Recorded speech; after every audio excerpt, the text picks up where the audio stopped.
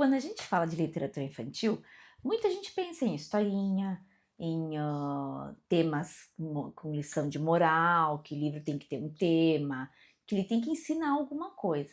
Mas na verdade, literatura infantil é arte, é linguagem, é memória, é sensibilidade. E eu vou mostrar como a literatura infantil foi se transformando ao longo do tempo, desde de 70 até os anos atuais. E vou, com isso, apresentar 6 livros, nem um pouco didáticos, mas todos muito artísticos. Vou mostrar o que é literatura infantil. Primeiro, só vou mostrar rapidinho quais que eu escolhi. Por ordem cronológica, então, Chapeuzinho Amarelo, de Chico Buarque. Silvia Ortoff, então, com Se as Coisas Fossem Mães. Zoom, de Stanvan Banyai. Mamãe Zangada, de Jutta Bauer. Roupa de Vestir, de Eliandro Rocha. Colo, de Stella Barbieri. Eu vou começar com Chapeuzinho Amarelo.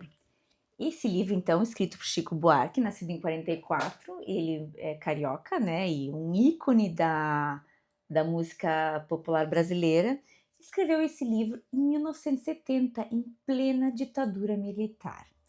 E quando era muito censurado, tinha muita censura para muitos livros, para muitas coisas. Eu contei já tantas vezes para a escola, mas quando a gente realmente estuda uma obra e percebe, meu Deus, realmente, Chapeuzinho Amarelo é uma metáfora ao medo, uma versão da Chapeuzinho Vermelho, que na verdade Chapeuzinho Vermelho então tem a história do lobo e trabalha muito a questão do medo. Aqui a Chapeuzinho Amarelo também tem medo, mas tem medo de muitas coisas. E o aqui faz além de Chico Buarque, quem desenhou a história, então quem ilustrou foi Ziraldo, que tem desenhos muito característicos, que ele usa os detalhes com nanquim e usa muita cor, e aqui nesse livro, então, ele usou muito o amarelo para representar o medo. Né? Só que o que eu descobri que Ziraldo não desenhou logo quando Chico Buarque escreveu. Chico Buarque escreveu em 1970 e Ziraldo só desenhou essa história em 1979. Então, não sei como ela saiu publicar, a publicação dela em 1970, mas o que eu descobri foi isso. E essa história, então, conta da Chapeuzinho Amarelo, que tem medo de tudo, né? Ela tem medo de tudo, e o maior medo dela é o medo do lobo, né? E esse lobo, então, é um lobo que para ela, quando ela realmente conheceu ele, ela viu que ele não era tão assustador assim, né? Ela viu que ele era meio bobo, né? É um livro bastante rimado, cheio de bem poético, e ele faz até uma brincadeira com as palavras, né? Da palavra lobo, lobo, lobo, lobo, lobo, lobo, que vira bolo, né? Então faz essa brincadeira com as palavras e isso encanta as crianças, né? E só que, na verdade, quando ele virou bolo, né, a Chapeuzinho Amarela não queria comer um lobo de bolo porque ela preferia bolo de chocolate, né? É muito legal, muito divertida, ela é muito divertida, muito engraçada e faz a criança se empreender. Essa história é muito legal. E é claro que foi um livro que realmente tinha, no fundo, uma crítica social, né, da época da ditadura. E ela, com a escrita do Chico Buarque, que é um cantor que usa muito a parte lírica, né, e poética das coisas, tem esse livro, me parece, quando a gente vai lendo, ele vai parecendo todo ele cantado, né? E tem uma parte no final que dá para até cantar, que é a única parte que eu consigo cantar, tá? Vou cantar uma partezinha para vocês, assim, ó. Raio virou o raio, barata virou tabará, bruxa virou chabru, diabo virou bodiá, Gandra era um dragão, Jacoru era uma coruja, Barantu era o tubarão, e pão bichopa era o bicho papão. Então, para ver que dá para não tem como não cantar essa história. Ela é muito linda e dá para perceber o Chico Buarque como ele usa a oralidade, as rimas, o ritmo, né? É um ritmo canção, né? Já que a gente pode cantar ela também, né? E o Ziraldo, então, ilustra muito bem essa história. Uma história, então, que em 1970 continua sendo atemporal. O segundo livro, então, ainda no século XX, Se as Coisas Fossem Mãe, de Sylvia Toff, então, um ícone da literatura infantil. Esse livro é um abraço em forma de poema, realmente. Esse livro foi escrito em 89. Eu tenho uma versão, essa versão aqui é da editora Nova Fronteira, ela é de 99 e ela, vocês podem ver que ela foi usada pelo Ministério da Educação para distribuir para as escolas. Então, já se pensava em livros de literatura infantil para as escolas, não só livros didáticos, né? Então, é um livro que faz, que traz o conceito de mãe em forma de poesia, né? Então, por exemplo, aqui vou ler um pedacinho. Se a lua fosse mãe, seria a mãe das estrelas. O céu seria sua casa, casa das estrelas bela. Então, traz esse conceito de mãe como poesia e faz uma metáfora das coisas serem mães, né? Com essa parte bem poética, bem cheia de ritmo e carinho, assim, e aconchego, que até as imagens são assim. A Ana Raquel consegue representar as imagens, assim, todas elas muito delicadas, usando aquarela com cores bem delicadas, bem aconchegantes, né? Tem um colorido, mas um colorido leve, em algumas, na maioria, são bem assim, de uma cor só, assim, nada muito colorido, que dá esse ar de calma, de tranquilidade, de afeto. Essa história é atemporal pelo contexto que ela vai, pelo contexto que ela foi trabalhada, que ela foi feita, ela continua sendo muito atemporal. E ela traz também o papel da mãe, né? Da mãe ser todas as coisas e como é o papel da mãe, né? No fim, a gente se questiona, né? Ah, onde está o pai nisso? E no final, ele traz o pai, o livro traz o pai aqui, ó, bem no final. Ele faz também participar da história, né? Faz a criança participar, porque aqui perto do final, ele ainda pede para a criança, deixa eu só, pede para a criança colocar o nome, né? Ó, cada mãe é diferente, mãe verdadeira ou postiça, mãe vovó, mãe titia, Maria Filó Francisca. Aí aqui tu coloca o nome da tua mãe e Gertrude também, toda mãe é como eu disse. E daí no final aqui também diz assim, ó. Tem até pai que é tipo mãe. Esse então é uma beleza, né? Traz o papel, o pai, que às vezes é um pouco mãe também, né?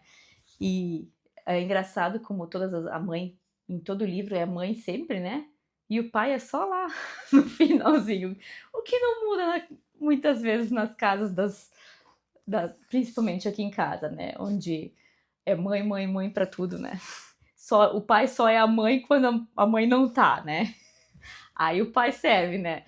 Uma brincadeira, mas é bem como o carinho e o afeto que as crianças têm pela mãe. Esse livro também traz, é muito poético e muito atemporal. Traz a mãe como a palavra mãe como metáfora para a questão do cuidado, né? Que vários momentos o livro demonstra isso, ó. Se a terra fosse mãe, seria a mãe das sementes, pois mãe é tudo que abraça, acha graça e ama a gente. Se uma fada fosse mãe, seria a mãe da alegria. Toda mãe é um pouco fada. Nossa mãe, fada seria. Uma obra atemporal que traz a questão do cuidado, do afeto, da presença e mostra que o poético também educa, né? Mas pela emoção, né? Não pela explicação direta, né? A repetição dele vai criando uma cadência, um ritmo, quase que uma musicalidade, né, que vai, deixando ele bem rico, bem poético, e tem tudo a ver a questão também dos seres inanimados, de eles serem as mães também, traz traços de ser uma literatura infantil, o que torna ele muito muito especial. E agora eu vou trazer um livro que muda a perspectiva. Zoom, de Steven Baniai. Esse nome estranho sim mesmo, é porque ele é húngaro, nascido na Hungria em 44 e ele foi para os Estados Unidos em 85. E lá ele trabalhou em revistas e tudo mais. E quando ele fez esse livro em 95 e ele ganhou no Brasil, quando ele foi publicado também no Brasil, como o melhor livro de imagens. Cada página mostra uma cena muito interessante e vai vai dando uma perspectiva, né? Ele vai fazendo a gente pensar o que a gente está vendo, né? Então, por si só, ele não tem escrita, não tem texto, mas as imagens por si só fazem a gente pensar o que está escrito. A narrativa é a gente mesmo que faz quando a gente olha esse livro, tá? Ele tá assim, velhinho mesmo, porque eu busquei ele na escola, então, mas ele é muito usado, então já mostra o quanto que ele é atemporal. Então ele vai fazendo uma perspectiva, ele começa assim e vai indo transformando, ó, fazendo zoom ou, né, tirando o zoom das imagens que ele tem, que ele vai fazendo, né? Ele cria uma própria narrativa a partir das imagens, né? E cada imagem é um livro que a gente pode olhar várias vezes, porque ele vai, as imagens são muito interessantes porque são cheias de detalhes e faz a gente querer olhar, interpretar e vai trazendo mais e ele também traz a surpresa, né? Do que para onde ele vai agora, né? Qual vai ser a próxima imagem, né? E vai dando essa perspectiva, né, da imagem, muito legal. Ele tem também uma estética, um significado muito legal.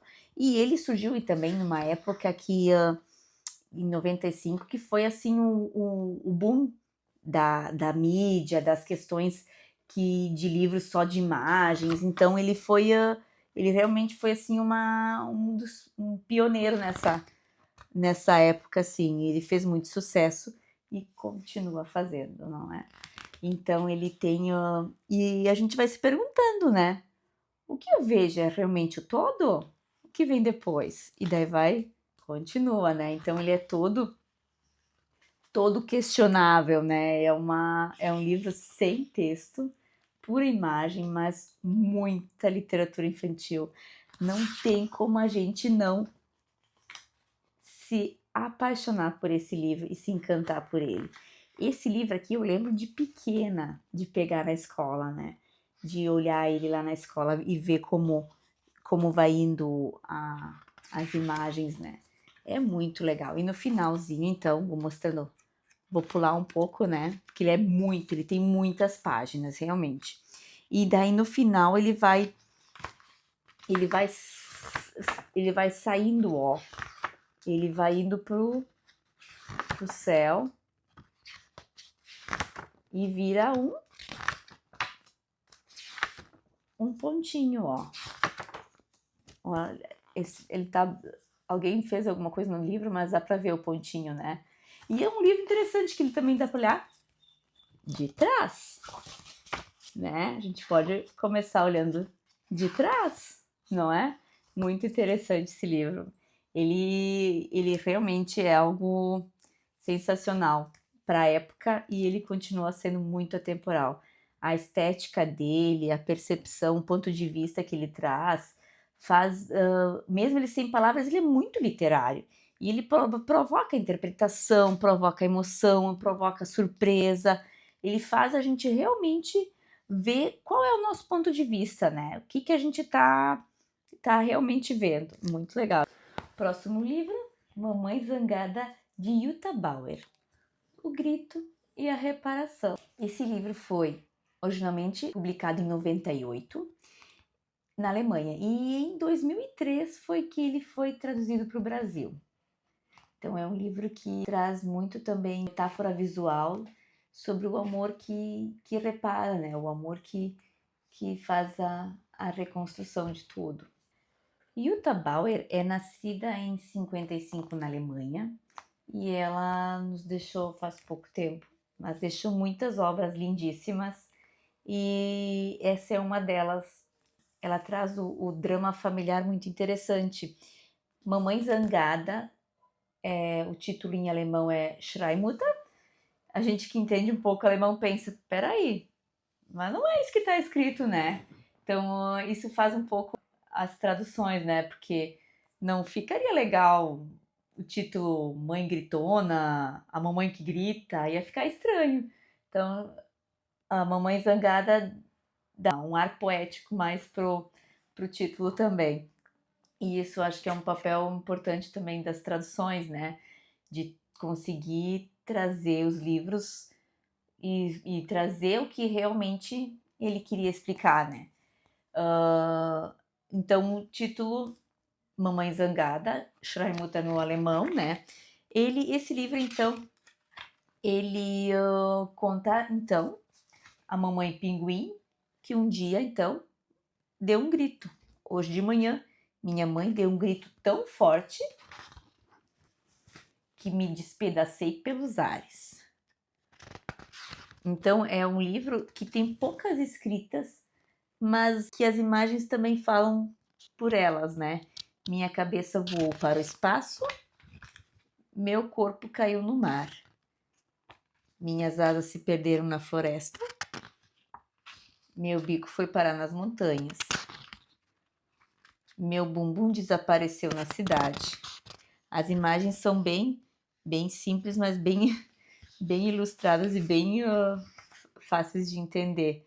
No começo, minhas patas ficaram paradas, mas depois começaram a correr. E daí elas vão para bem longe, as patas, né? E aí as asas também vão para outro lugar.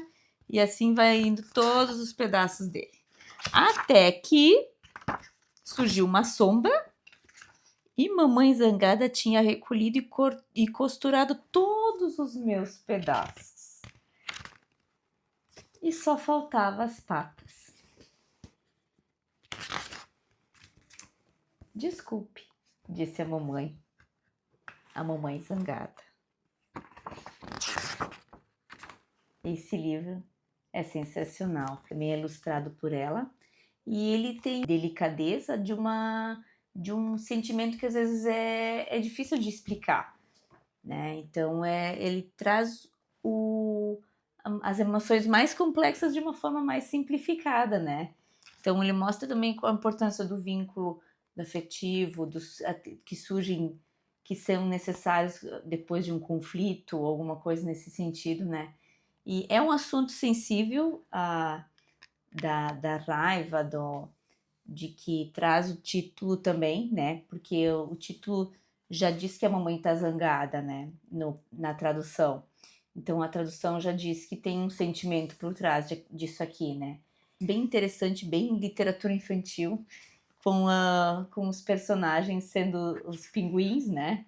Com essa narrativa animal, assim, que é bem simbólica e bem interessante para as crianças, né? Que adoram essa coisa da fantasia, do simbolismo, né? E faz as crianças também participar da história.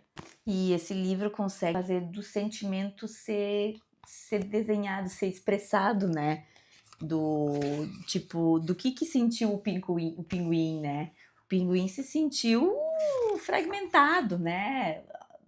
Os pedaços deles foi para tudo que é lado, né? Ele se sentiu despedaçado pelo grito da mamãe, né?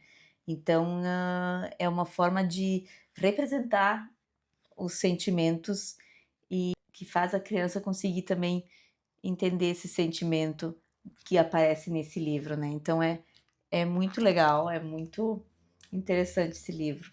Entrando no século XXI, eu trago 2 obras para mostrar aqui.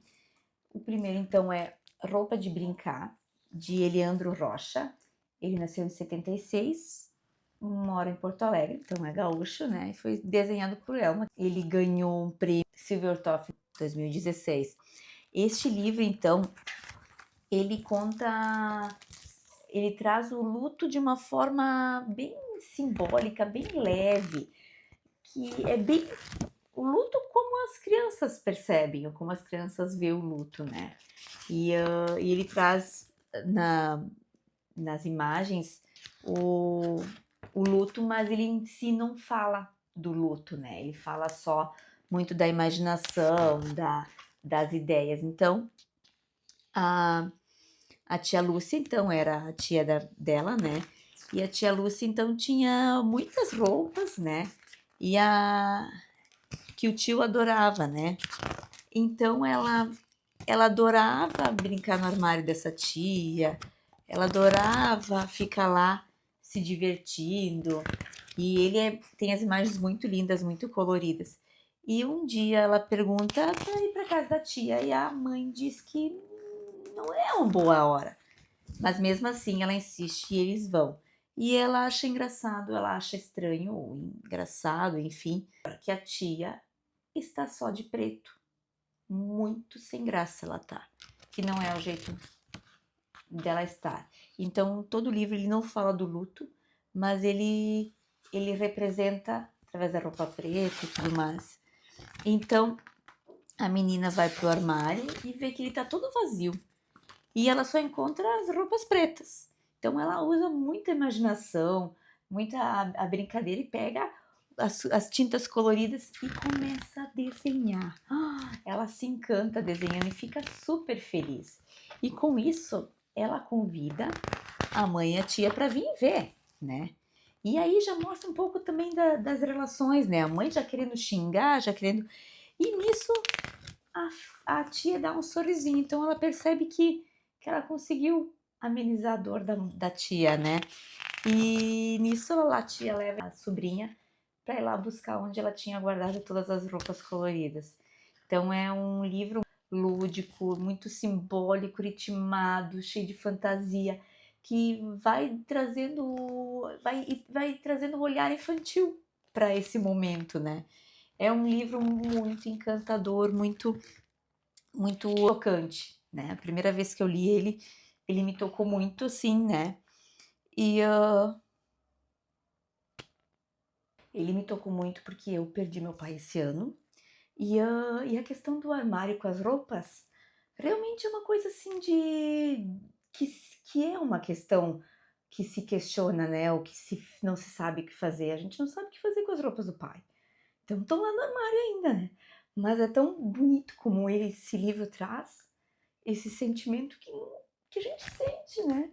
E é isso que a literatura infantil faz. Faz a gente sentir os sentimentos de um livro. E a gente então teve a oportunidade de conhecer pessoalmente esse escritor. E a minha filha então quis questionar se era mesmo que falava que era do tio que tinha falecido, né? Porque o livro não fala, ele só traz através dos desenhos. E, e, e ele comentou que, você viu que o chapéu do tio foi andando? Eu achei aquilo, a Lara assim ficou encantada e quis realmente ver ver onde estava o chapéu. Então vamos olhar, ó, chapéu tá onde? Vamos acompanhando o livro. E achei isso muito legal do escritor fazer a criança revisitar a história, né? E eu que muitas vezes a gente não precisa do escritor presente para fazer isso, mas muitas vezes o livro faz isso. E esse livro aqui é um livro que faz a gente olhar de novo e ó, tá no tio, né? E daí depois vai pra tia. E daí depois da tia vai na menina. É muito linda essa história. E o que a literatura faz a gente sentir esses sentimentos, né? E isso é literatura infantil. É a gente sentir esse simbolismo, essa fantasia, esse momento que o livro traz. A literatura aqui não explica, ela transforma. E não é muitas vezes no colo que se conta as histórias para as crianças pequenas. Esse, então, é um verdadeiro colo. A literatura no colo. É o livro Quero Colo, de Stella Barbieri e Fernanda Vilela. Stella Barbieri é paulista, nascida em 65, e Fernanda Vilela é nascida em 73 também em São Paulo. Ele é um verdadeiro abraço literário, esse livro, né? Ele tem sim uma característica um pouco mais voltada para a primeira infância, né? E ele realmente foi muito reconhecido e selecionado para clubes de leitura. Esse aqui, inclusive, é do Itaú, daqueles livros que a gente podia receber em casa. Foi escrito em 2016. Outro livro contemporâneo, a gente vai olhar um pouquinho ele, né? Só para ver o quanto de acolhido, de vínculo, de diversidade que esse livro traz. Ele traz um texto repetitivo, tem ritmo, tem conforto. Então, isso as crianças têm muito isso, sabe? Dessa necessidade de seguir uma rotina, de ter repetição. E os livros fazem isso e é o que as crianças precisam também, né? Então, o livro traz assim, ó, um colinho é sempre bom para dormir, comer, para passear. Gosto de colo quando estou triste. E aí vai falando dos diferentes colos afetivos em diferentes lugares. Por exemplo, momento triste, o colo faz parte, né? No trabalho. Então, ele vai trazendo diferentes lugares do mundo onde o colo acontece, até com os animais. Então, é muito aconchegante esse livro. E ele tem umas imagens muito bonitas, né? Esse livro aqui, por exemplo, ele tá bem, ó, judiadinho todo, porque aqui em casa ele fez muito sucesso e na escola também. Ele é um livro que encanta, que faz... E a gente pode ler ele milhões de vezes e a gente sempre vai encontrar alguma coisinha, até para pegar fruta no pé, que fruta que é? A gente começa a questionar coisas além do que diz a história, né?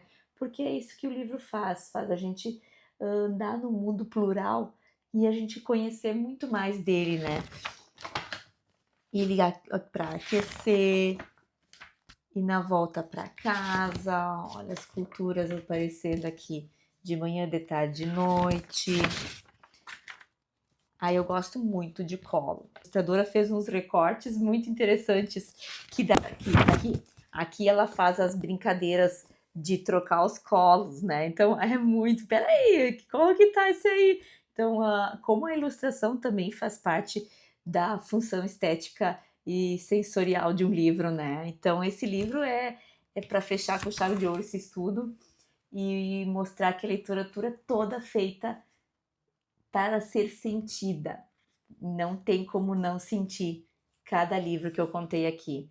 Esse livro, então, é todo cheio de sentido e pode ser muito bem sentida. Eu mostrei aqui, então, livros cheios de literatura infantil, né? Eu trouxe livros que são que surgiram de épocas que se usou para criticar socialmente, que ensinam muito até hoje, que são atemporais. Livros cheios de poesia, que faz a literatura começar a ser muito mais poética, numa época em que os livros eram usados só didaticamente e muito poucos livros, né? Então, esses livros, assim, são uma preciosidade para a época e ainda são hoje. Livros que desafiam uma época onde as imagens já começavam a surgir como importante, como as mídias, enfim, e esse livro tem só as imagens e faz a gente pensar muito bem nas perspectivas. Livros que contam sentimentos, emoções, que faz a gente pensar nos sentimentos da gente, no sensível, na sensibilidade, e são muito sensíveis esses livros, e é uma arte para as crianças, que arte nunca é pequena para as crianças. Elas são cheias de sensibilidade, de humanidade, são livros que tocam e são livros que realmente mostram que a nossa literatura infantil é arte